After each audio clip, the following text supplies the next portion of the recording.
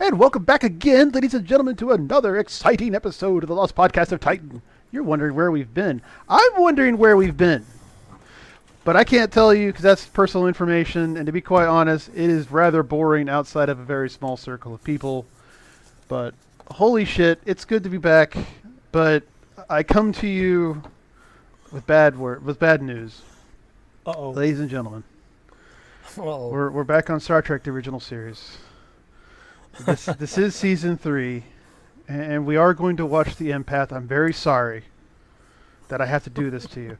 This started with such high hopes and high dreams, ladies and gentlemen. I thought to myself, and my father agreed, this would be a great idea. We're going to watch Star Trek, the original series. I haven't seen it in years. We'll do commentary over it. We'll have a gay old time. There might be a few stinkers in there, but it's a Star Trek. Holy shit. It's just downhill from season 1, goes down a slope to season 2, and season 2 ends on a cliff. And at the end of it, George Takei just, wheelbarrows off the edge of the cliff and plunges down to his doom in season 3 tripe. We are watching The Empath, which the description does nothing to assuage my fears and my concerns. The quick little skips we do to do sound checks, it doesn't look promising.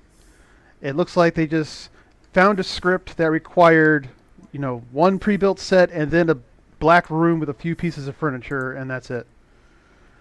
This is the horror that is season 3 Star Trek, and we haven't even gotten to the hippie episode. I'm staring down the barrel of that gun, ladies and gentlemen. It could be fun. Hello. Yes, hello, Truder. See, Truder also has opinions on Star Trek Season 3, The Empath. He wants them to bring back the giant cat from Cat's Paw.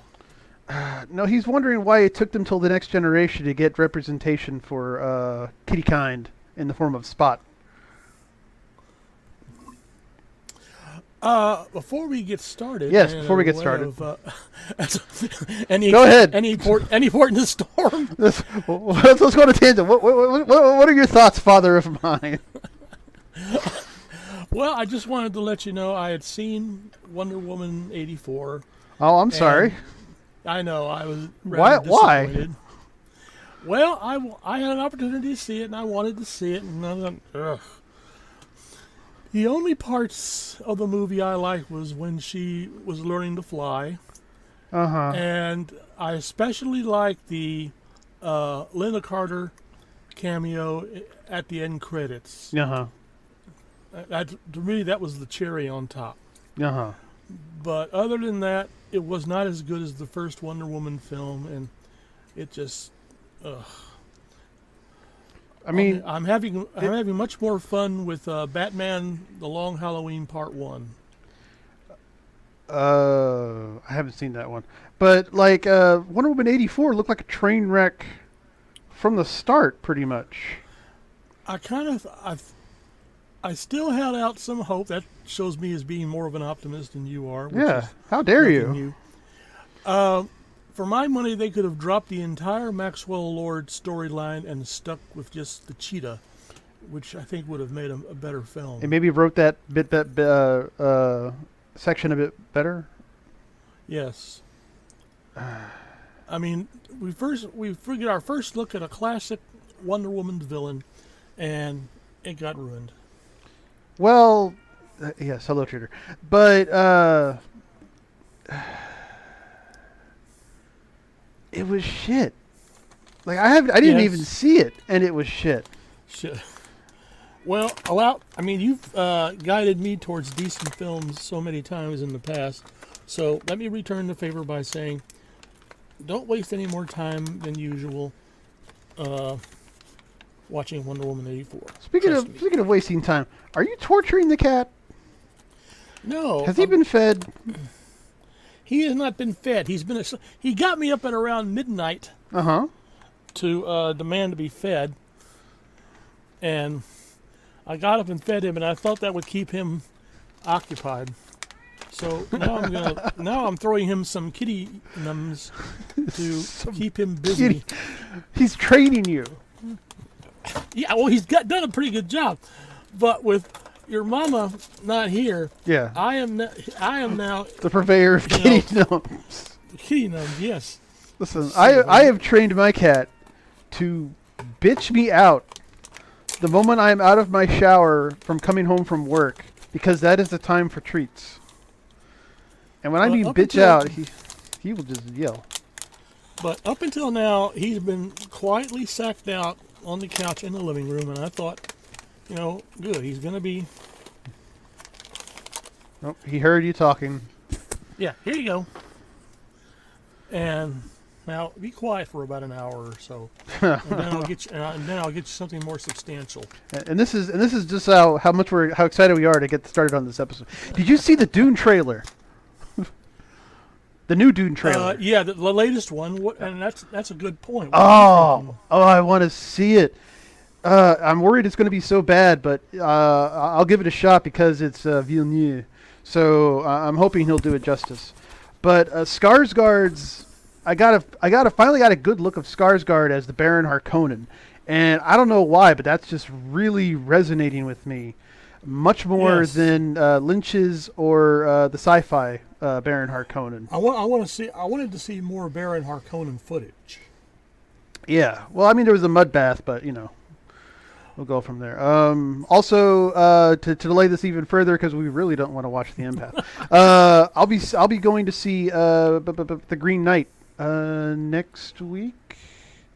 Sometime. Okay, I'd like to hear some comments on that. Actually, it looks like it's coming out tomorrow, and I'm doing social things this weekend, so I can't quite go. Has the Foundation miniseries appeared yet? Because you told me you were going to watch that. I hoping we could watch it together, to be honest. Okay. Apple Plus. The trailers look interesting. Foundation series, really? Yeah, it's going to be trash. I hate to break it to you, but anyway. Foundation TV series. Release date? Gripping commentary here. Set to premiere September 24th, 2021. So in a couple of months, we'll actually be able to do current content that might actually get us picked up in search algorithms. Hooray! Yes. Let's get that search algorithm and let's not watch the Empath. But yes, I'll be watching the Green Knight next week sometime, and I'll be happy to give everyone a report on the Green Knight, because I've been looking forward to that for about 6 months or so. But yeah, so okay, let's chew this proverbial lead pill, ladies and gentlemen.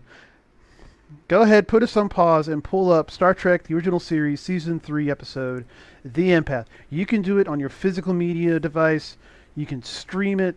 You can just listen to us as we commentate and go on tangents, because I doubt in a few minutes whether either of us will really be paying attention to what the fuck's going on in this episode, because I cannot stress this enough. This looks like hot garbage. So, welcome back. We'll go ahead and get this started in 3, 2, 1, play. Dun, dun, dun, dun, dun, dun, dun. Well, so far so good. Yep. And credits. That was a great episode, ladies and gentlemen. Best one of Season 3 so far. Woo!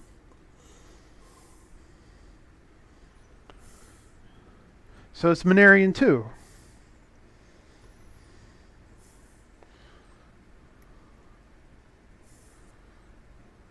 Wait. What? No! That's a bad idea. It is, actually.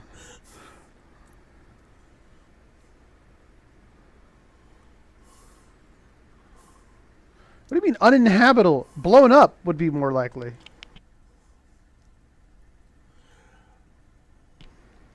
We'll be getting a lot of unstable stars in 3rd season. Really? Yeah. Better than unstable planets. One more episode. Or is it rogue planets from Dark Star? Any kind of rogue planet. A bad episode, sir. I don't know what to do. They have me as captain. We don't even have Sulu. It's lanky motherfucker.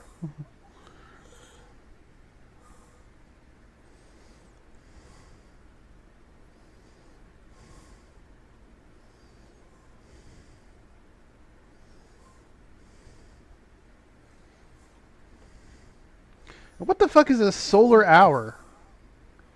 Like, what's the difference between a solar hour and just an hour, and why make the distinction? I think it's a solar hour is like a more immediate measurement of how far it takes something like a solar flare or something to reach a particular area. Like a light year is the speed of light for a period of 1 year. You have light minutes, light seconds, stuff like that. Well, yeah, but that's still a measure of time. Yeah.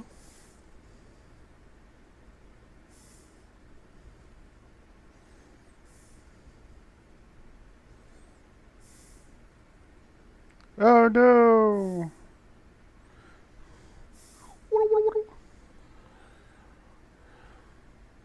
SOS, we were grabbed by a bad special effect. A really bad special effect.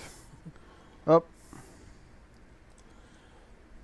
It's the people from the planet where they were speeded up. You heard the same thing before. was that the We're last just talking episode we more. did? Blink. No, I think the last episode we did was Horror Express, but don't quote me. Oh, It's been a while. it's been a while. Yes.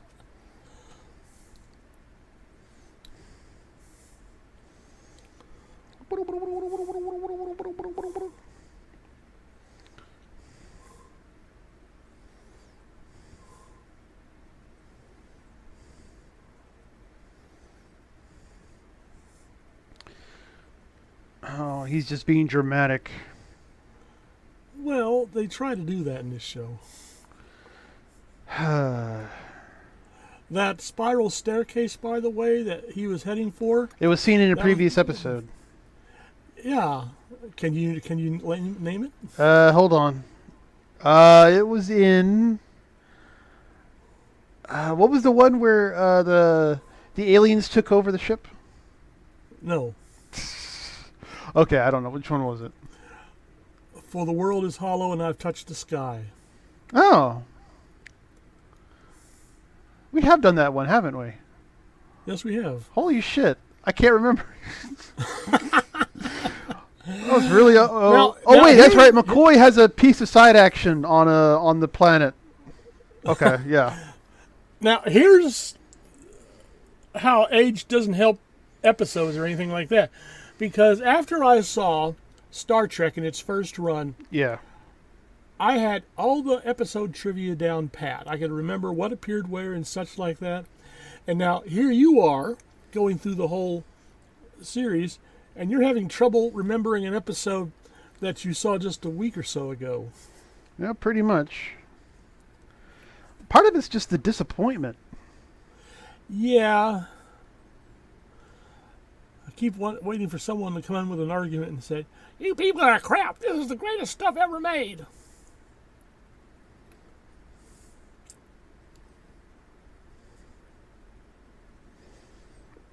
Spock, sometimes I hate you.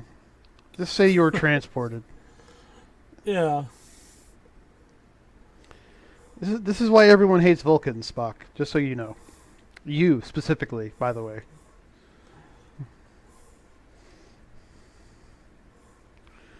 The only reason you're here is because your father has a thing for human girls. There's your niche fetish. Are you kidding me? You can't make any money on that.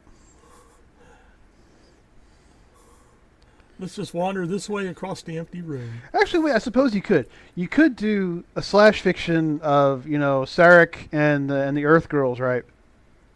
And you get popularity as that fan fiction writer. Then you basically make a few small changes and make it its own IP, and that's how you become the Stephanie Meyer's author of Twilight.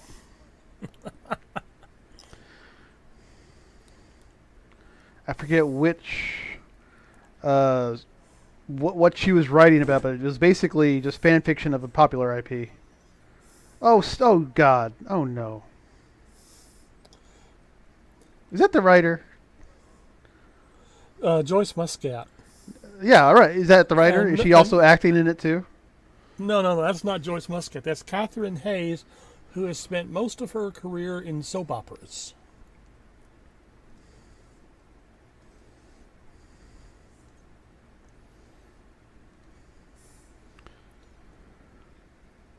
Plus, I don't see where on the surface she could have got that outfit.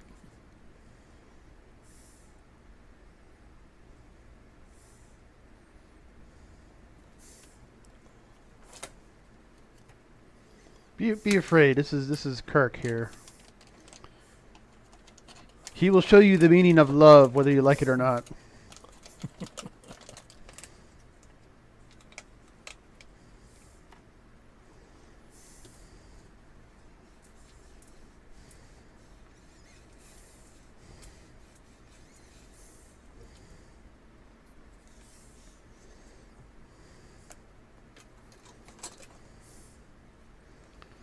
She must be seen and not heard.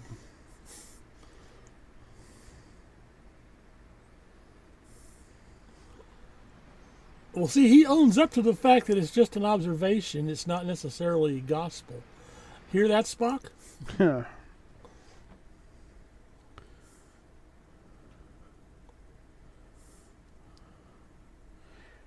Or yours, at least. Why not? It's the only woman in the room.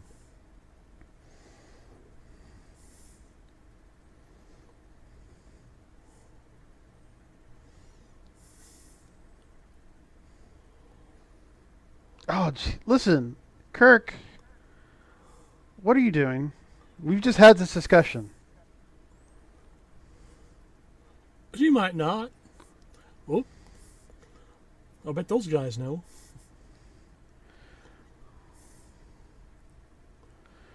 Also, are they borrowing the buttheads from the pilot episode? We're the Malkovians, remember?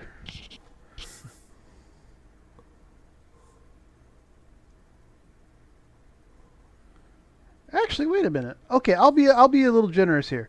The makeup here is actually a bit better than the previous seasons. I mean, maybe it's they had practice, or so to speak.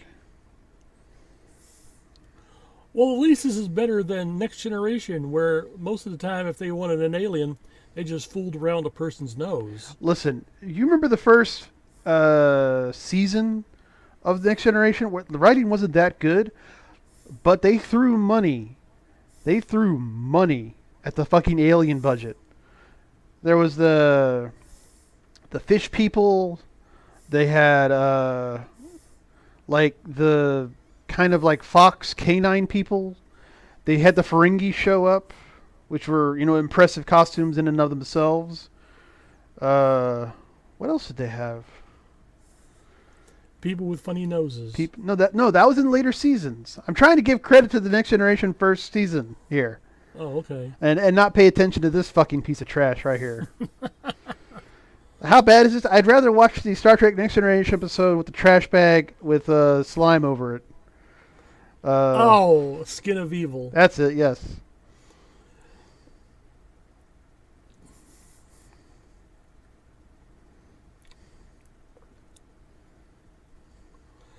I'm not pestering you with details concerning the actors who are playing the Vians because, truth be told, Fuck 'em. they haven't done much. You had to say, fuck them.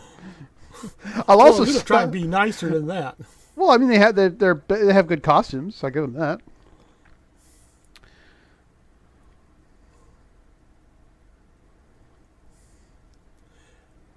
Yeah, it's at the end of the sound stage and has a big sign saying exit on it. And also, why does there have to be an exit? Besides the one they just saw. Could have been, yeah, it could have been, they could be in like a pocket cave or something with no entrance or exit.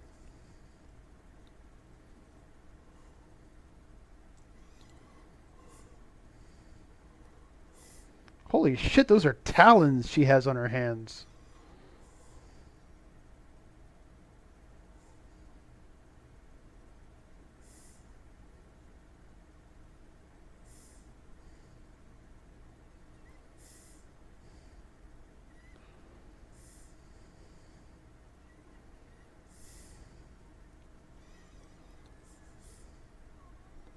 Al, what the fuck are you doing? Really? He'll slap his hand away. Buy a girl a drink first. Really? Or at least get to know her name. I mean, I heard she's Gem, and yes, I heard she is truly outrageous. Truly, truly outrageous.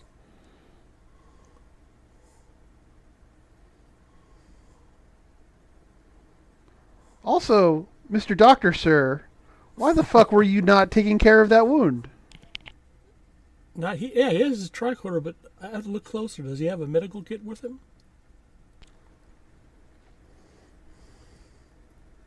And what the hell have you been doing, Spock? He's looking for the exit.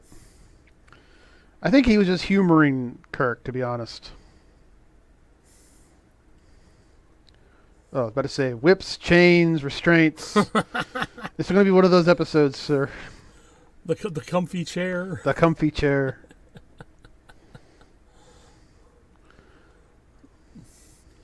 She's been there longer than you have. Seriously. Oh, God. Nice outfit she's wearing, though. I do, yeah. Outfits are also on point this season. Especially the one with the blink of an eye. That was just wrong and completely necessarily unnecessary. And I appreciate actually that there are some fashions that are kind of timeless. I guess. Yeah.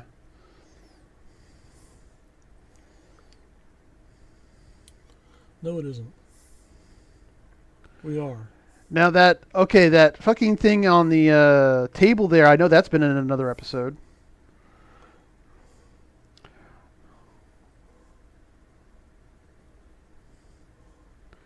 Hell, I actually wouldn't be surprised if that was in a Next Generation episode as well.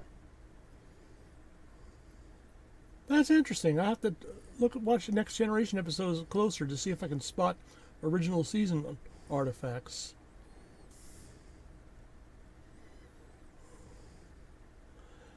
And the nameplates are in terrestrial English. Listen, if Emperor Ming can have a button called Earthquake, but yet only learn with the name Earth. What is it? Earth. 30 seconds before. That's a level I can fuck with.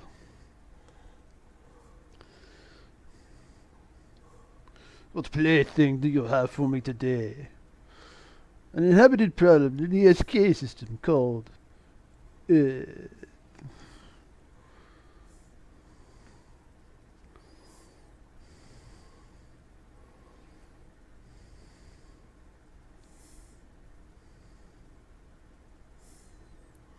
Oh.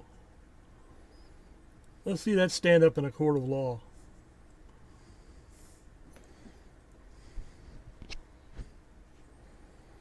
What makes you think you're on the same planet? Also, finally, someone just uses the Vulcan neck pinch to get the fuck out of a bad episode. I'm for this.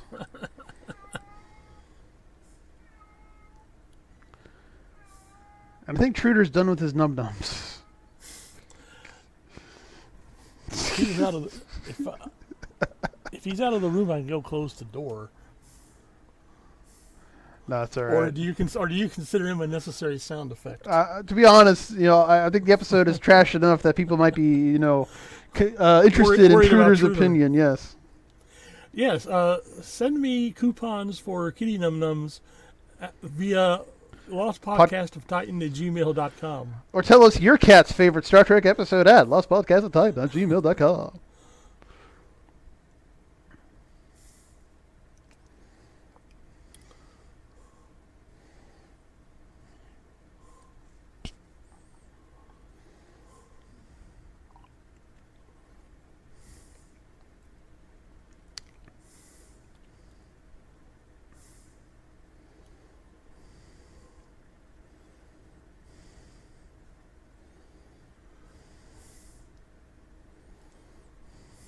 Is she wearing heels?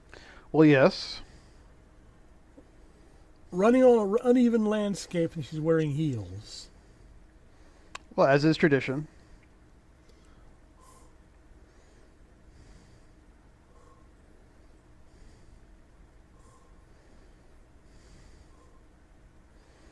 I think it might be a trick. It's just a theory. It's just a hunch. Okay, she's not wearing heels.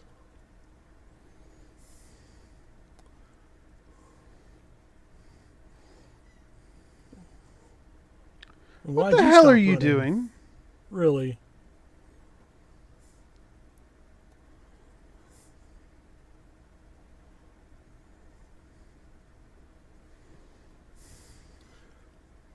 Well, yeah, it's called not wanting to be killed by a supernova.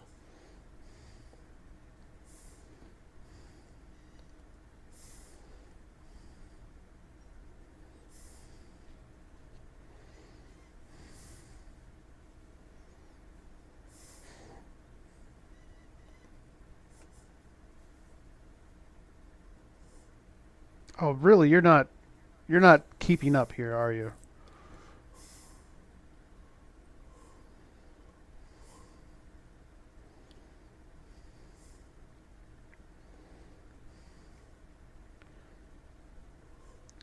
Okay, so I've noticed that if it's a woman alien, they have the most gorgeous of all outfits, period.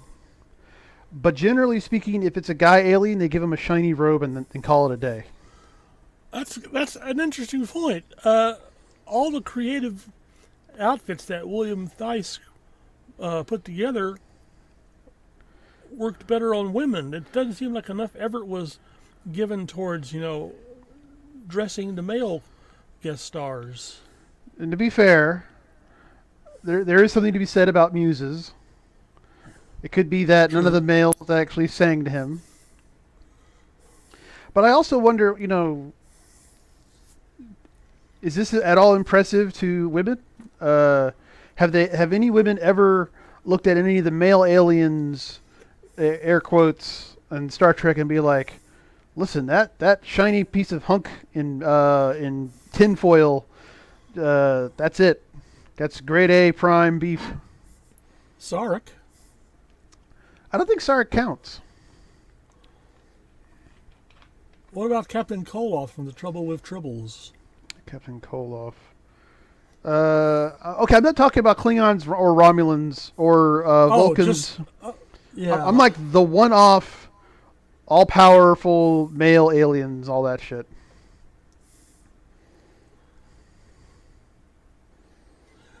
The male Metron. I guess it was male from Arena. That was also just a black robe with some shiny candy on the belt, right? Well, no, it wasn't black. It was, but it was shiny. Or how about Apollo from Who Moans for Adonais? Okay, yeah, all right, that'll work. Maybe, really, if you are a woman and there's a shiny hunk of man meat in the original series that is a one-off alien, feel free to let us know. Lostpodcast@titan at gmail.com. What brand I'm of grateful. I'm tinfoil do grateful you you didn't like? direct that question to me. Well, I didn't think I would get an honest answer.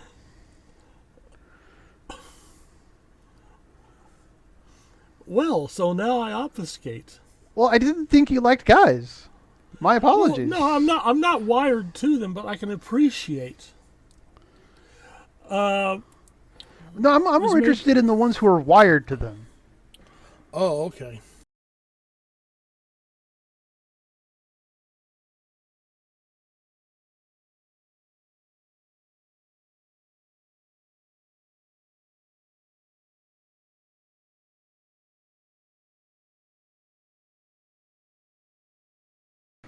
This episode is brought to you by Quark's Bar. Human's getting you down? Are the memories of your favorite TV show giving you too rosy a tinted glass? Head to the Holosuite for a relaxing session of Umox and forget all your troubles. Remember, when you think of Quark's Bar, think of Umox. Currently available for rent at the Holosuite. Kirk, chained up in the dark.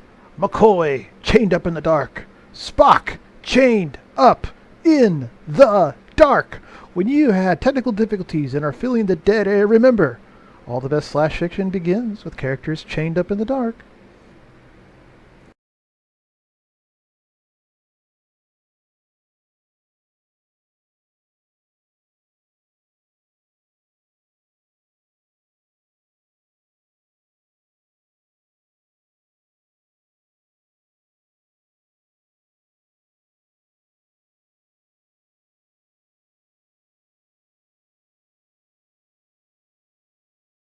This episode's shit. I'm sorry.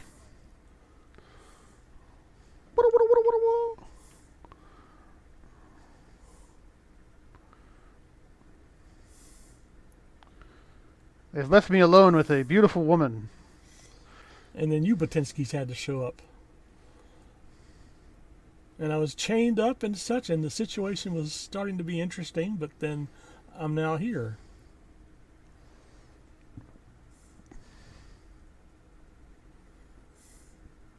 How does she understand English? She's an empath. Lord. It's imagine Deanna Troi not being able to speak, and there you have it. So basically all of the Next Generation. Got it. So I'm trying to imagine if they made Deanna Troi a mute, how would that work out? You know, Picard goes, "We're in trouble. What kind of trouble? Are there tribbles? Okay, two words. First word, 2 syllables. He's lying.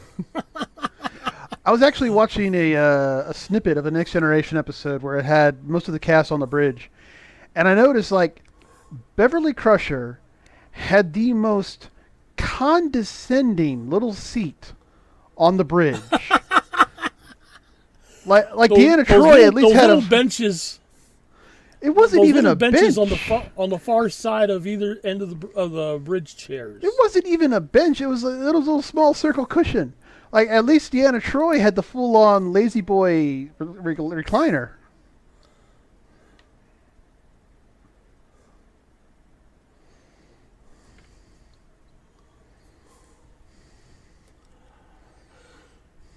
I guess Catherine Hayes was the most physically expressive actress they could find.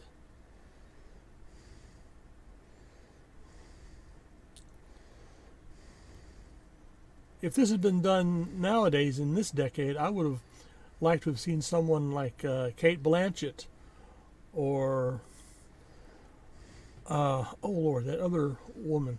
She played the ancient one in the Doctor Strange movie. That's probably what she... Oh, I know who you're talking about.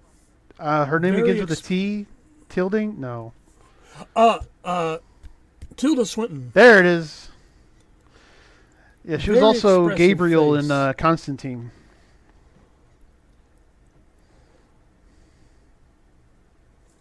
So he does have a med kit. Yeah, he's just been lazy.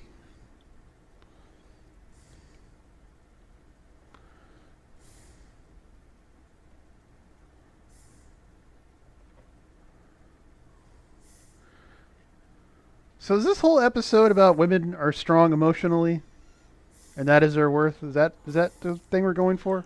I don't think it's the underlying theme. What's the underlying theme? I don't think they had one going into this, to tell you the honest truth. And they have some classic, what's soon to be 1970s shag carpeting over there.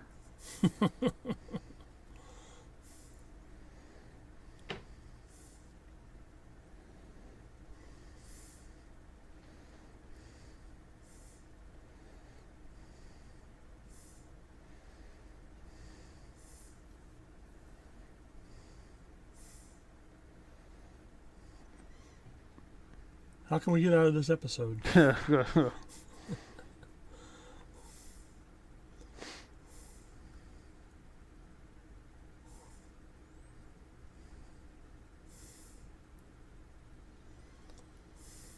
Well, you would have to be breathing in nitrogen.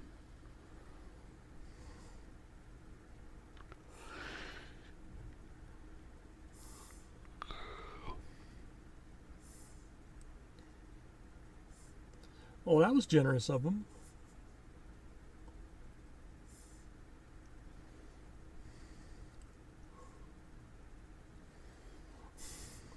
No, McCoy was right. Mm-hmm.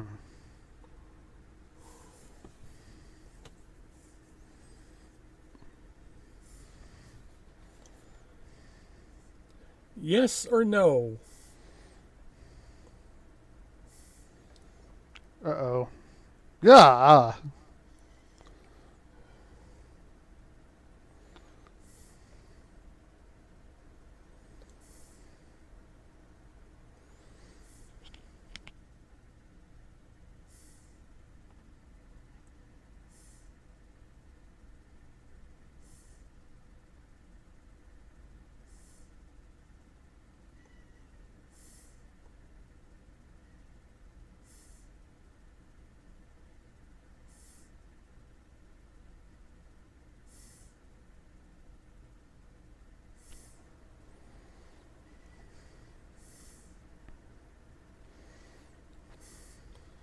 So you guys are sadistic motherfuckers. Pretty much.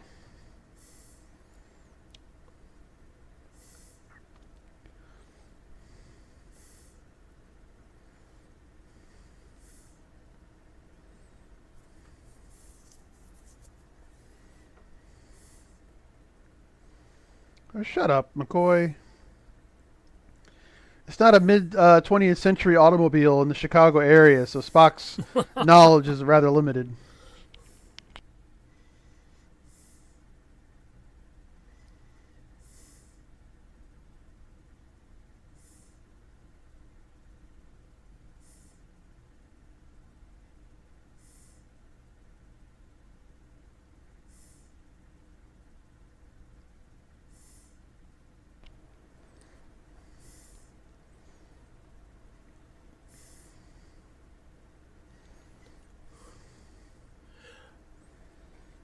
If a race developed without vocal cords, then how did it develop ears?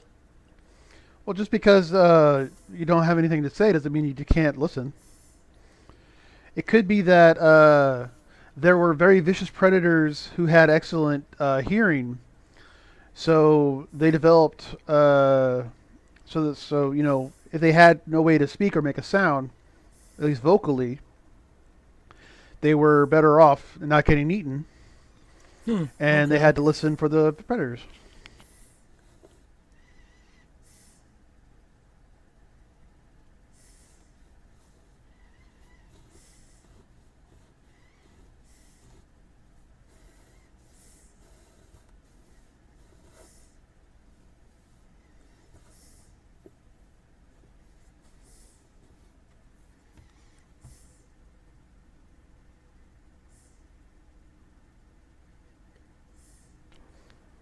I was about to say, so I'm choose you, McCoy.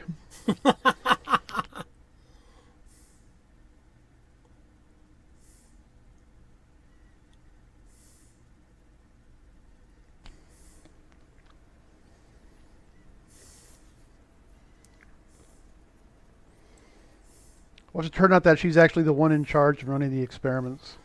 Now that would have been interesting. That would have required writing.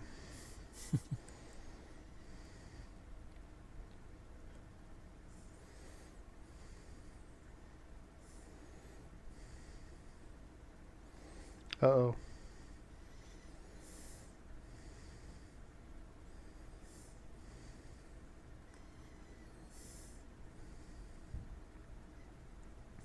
I see you love your captain. And the doctor. He's fond. Let's not push it.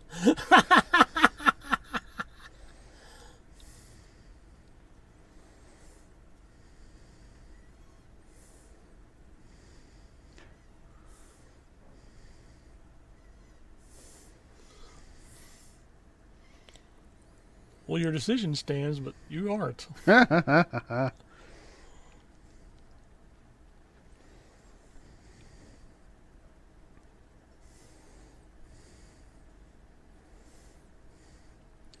So what's the form of Gozer the oppressor? Oh wait, sorry. This is not as good as a TV show here.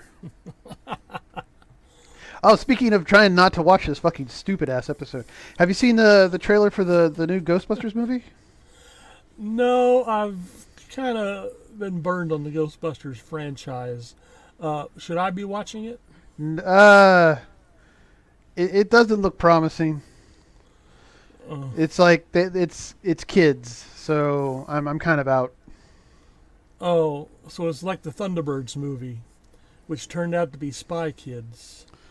Well, I hate to break this to you, father of mine, but Thunderbirds was a kids show. Which was appreciated by a lot of adults. I call those adults weird. Well, I'll remember that sometime. I mean, the main villain was a guy who just put on a mask on a telephone call, okay? A telephone call. I will dial this dial and put on a mask to pretend to be somebody you can't fucking see. Because this is the fucking TV show we're going to watch. I don't care care how old of a kid you were. I was a kid, and I looked up and going, what? This made no sense. There is no truth in this art. Is he talking about wearing the mask to hide from ourselves? Is this what it is? Ah, damn. Well, the scripting for the series was still on a more adult level than a lot of other, quote, children's programming, unquote. Yeah, you guys on the episode just rattle on. We're fine. Oh, wait, what's going on here? Oh, they're still trying to figure out why the VNs are confusing. But anyway, at least Thunderbirds had a really kick-ass intro. True. Like, I'm not really a fan of the TV show, but like that intro is fire. Oh, Like, really? And who watched the Thunderbirds Are Go movie practically every day? It was because of the toys. Or, I mean, like, okay, I know they were models and stuff like that. But the toys in the show were awesome. I wanted them all. Well, so did I, actually, but... And like I said, the intro is like 5, 4, 3, 2, boom, 1, boom. Thunderbirds are a go. Which Here means we're is gonna the have to go out intro. and- Dun, dun, dun, We're dun. gonna have to go out again and rearrange the furniture around the pool. I mean, they could have just nailed those chairs down or something. Really? Oh, I wish I had the link or can remember it. I saw this fan film. It's a take on a Thunderbird episode. Scott is trying to launch Thunderbird 1, and there's a malfunction. The pool won't open, but he can't abort the launch. That was a Terrorhawks episode too, wasn't it? The space bear That's was right. preventing The the fucking house from space bear. Yes, ladies and gentlemen.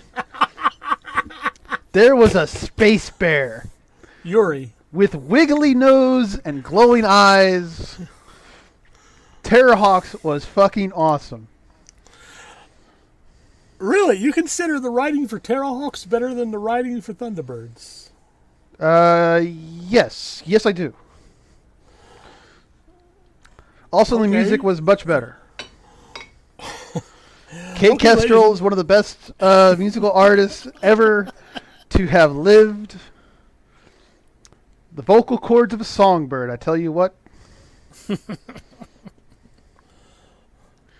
I also liked there was a subtle little nod that I didn't quite grasp until I was older. But when I was older and I watched it for my own viewing entertainment, it was very progressive how, like, what was this, the early 80s was when that show came out, or the 70s? 80s. 80s. That a BBC broadcast company could make a show about, future and everything is kind of working well, and just kind of to push that point, they had the empowered black woman teamed up and partnered with the Southern Hillbilly.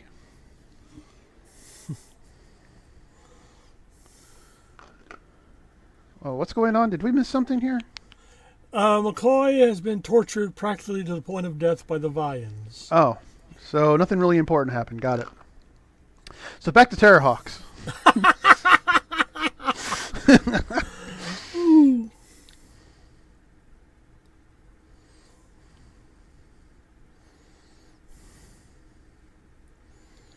You've seen the opening credits for the Japanese release of Terrahawks, the animated opening credits. What? No. Yeah, look up on YouTube, go to Japanese Terrahawks, and you should be able to find the opening and closing credits. Hold on. Let me make sure the volume's down on my phone here. Terrorhawks SOS auto completes, which is as it should. Terrorhawks animated opening. Okay, what do we got?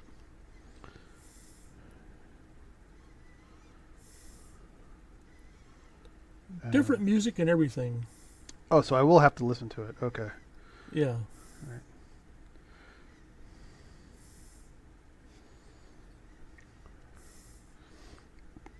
Listen, I really don't give a shit how thin the Oreos are.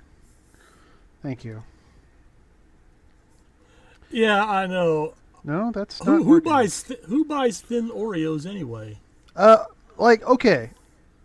To be honest, sometimes I'm for a thin Oreo. But, Oh, okay, so let me try Japanese. Japanese Terrorhawks opening? Oh, lovely. I have the soundtrack, the full soundtrack to Terrorhawks in Japanese. What is this? No. Oh, wait. Oh, damn. Hold on.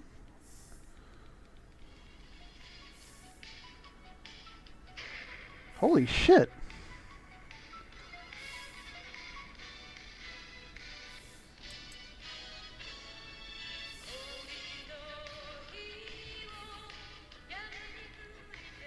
This is actually pretty good.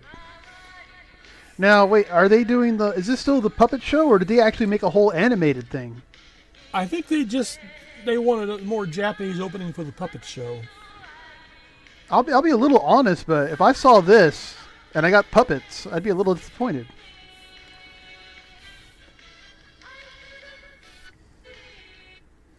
Although, really, they could have saved some time and led with K. Kestrel's SOS. Oh, but amazingly enough, in getting back briefly to the Star Trek episode here, Uh-huh. they have the power to move a population from the planet that system to safety, and so all this was to see if Jim's species was the one they would save. And like I said, this is not the way of going about it. No. Why, if they could only move like a select group of people, why don't they take a sampling from each planet and move that?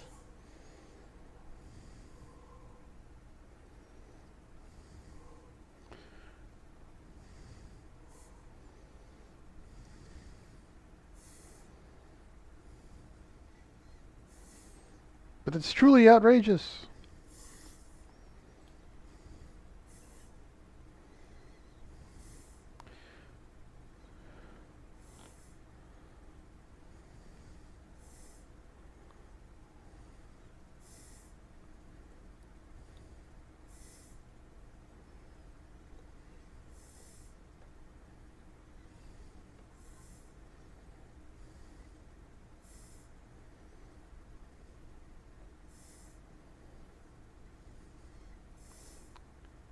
This is actually really, really stupid. I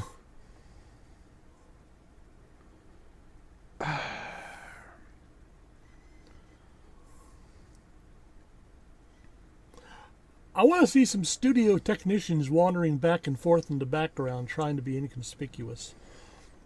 Pushing dollies or hauling wires. Or some blocking on the floor. Yeah.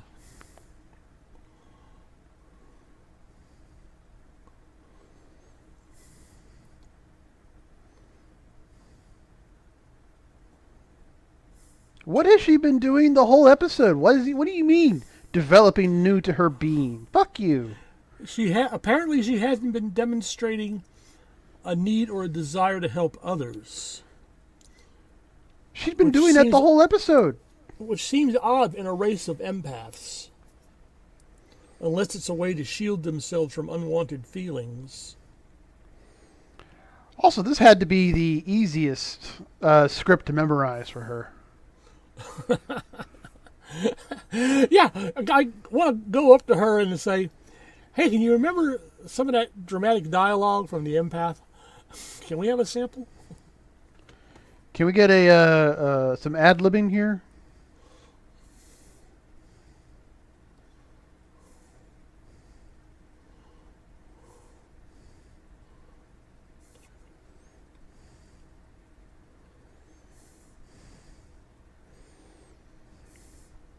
It doesn't seem rather like.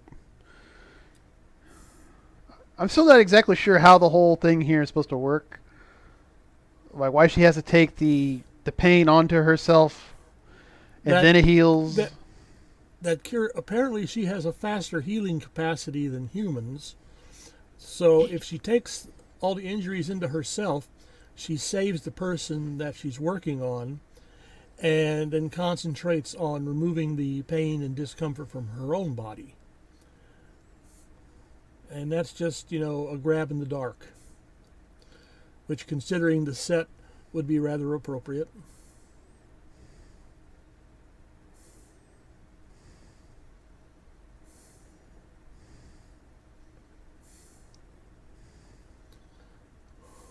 Oh no! So she really didn't have to show up for the script readings, I guess. Oh lord! So there's a whole race of her that they're just trying to test to save, see if they're worthy of being saved. Is that it? Yeah, apparently there's more than just the Vians and Jim's people, I imagine. And the Vians they can only save one race, and so they're trying to figure out who would be the best to save. Did they just hand wave that? I think so. Because that doesn't make any sense. No, it doesn't. Frankly, it didn't make any sense to me when I first saw this episode. This is like the bullshit in Picard series where the Romulans are pissed off at Picard because Picard didn't save their civilization even though they're a spacefaring civilization. So why weren't they able to get out of the way of their star going nova? It made no sense. But we got to see these great movements. Cover your mouth if you're going to do that. Seriously, we're in a quarantine, goddammit. And practice some distancing. Where's your mask? That's right. Wear your masks, ladies and gentlemen. Get your own Lost Podcast of Titan branded mask at redbubblet-shirt.com/Lost Podcast of Titan. Yes. Is it going to have the lanky motherfucker badge or the salt vampire badge? Listen. I think Lower Decks has gotten has like there has to be a writer there who listens to us because they have a salt vampire joke running on that show, and we have to get on this whole lanky motherfucker, get some money off of it before Lower Decks brings it on. Can we copyright that meme?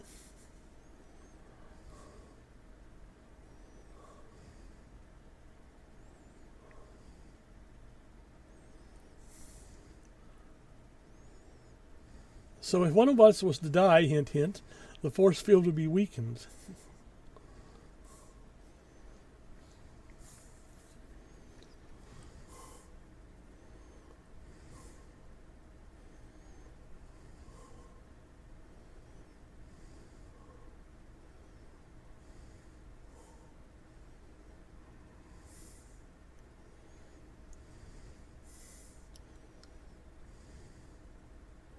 And they can't just teleport more devices.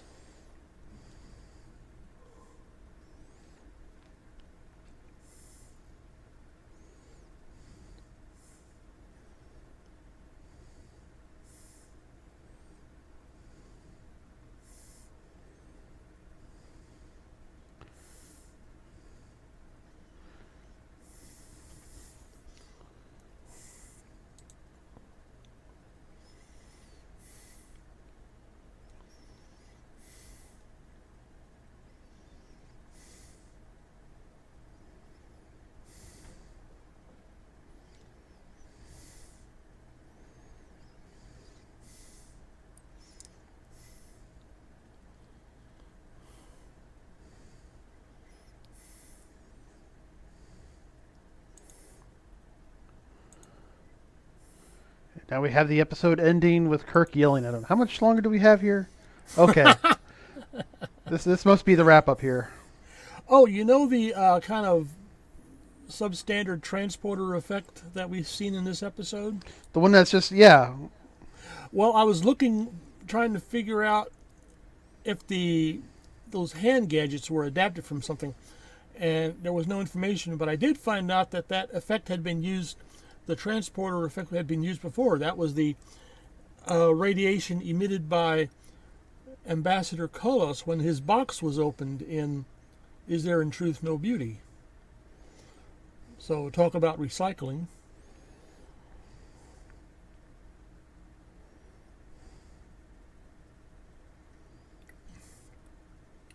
I was going to say, she doesn't look like she'd weigh all that much.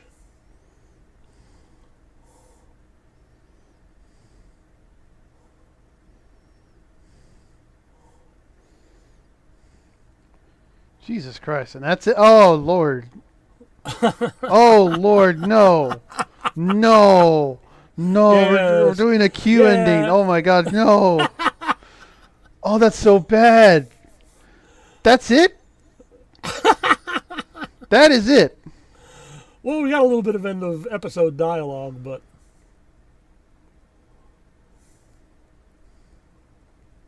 Concerned. Oh.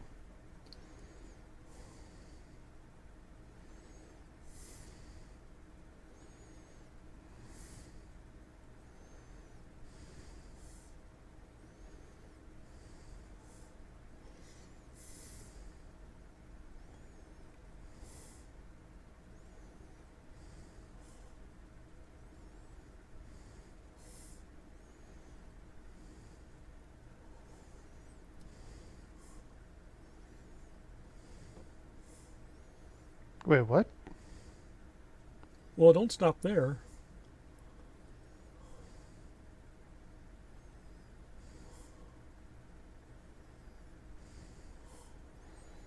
Wait. And the point of that Yeah, was hold on. Finish the story. This is actually the stories more interesting in the episode we just watched. Holy shit. and that's the most dialogue he delivered in the episode. Hold on. Fuck this shit. Merchant and the Pearl. Or better, Math. you'd have better luck looking at Pearl of Great Price. Oh wait, it's a biblical quote. Oh, Hold on. Let me just pull that up and we'll look at it in a minute.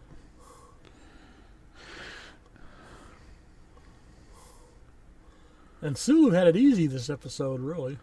Oh my god. Oh, we'll just stop. We'll just stop it. Stop. Why can't I stop? What's next? What do we got? Nope. Nope. I don't want.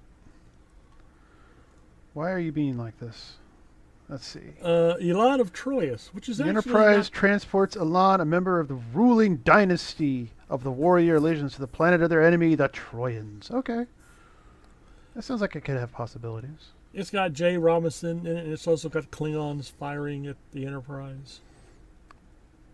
Huh. Okay. So what's this whole fucking thing with the merchant and the pearl? Hold on.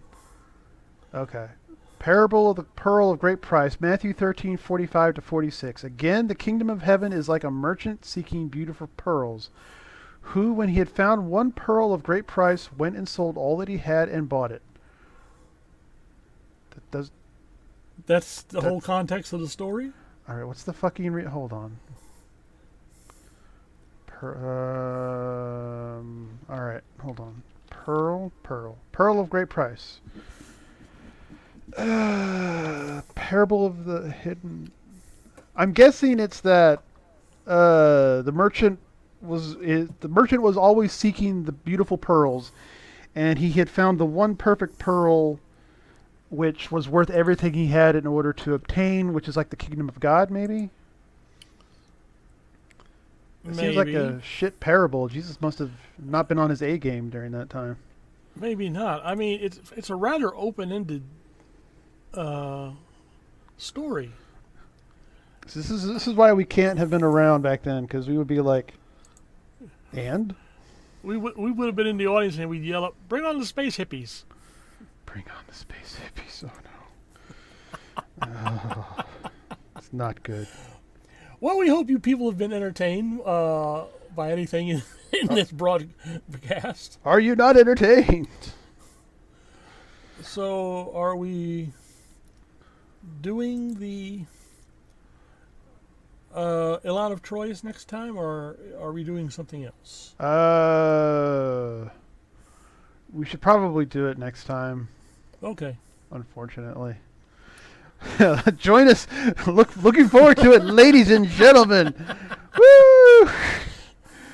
And we'll see you all next time. I hope you all enjoyed this episode. God bless you all. Help us. Behave. Send help. Or money. Or money. Money would help too. At lostpodcast@titan@gmail.com. All right. Take care. Bye-bye. Bye-bye.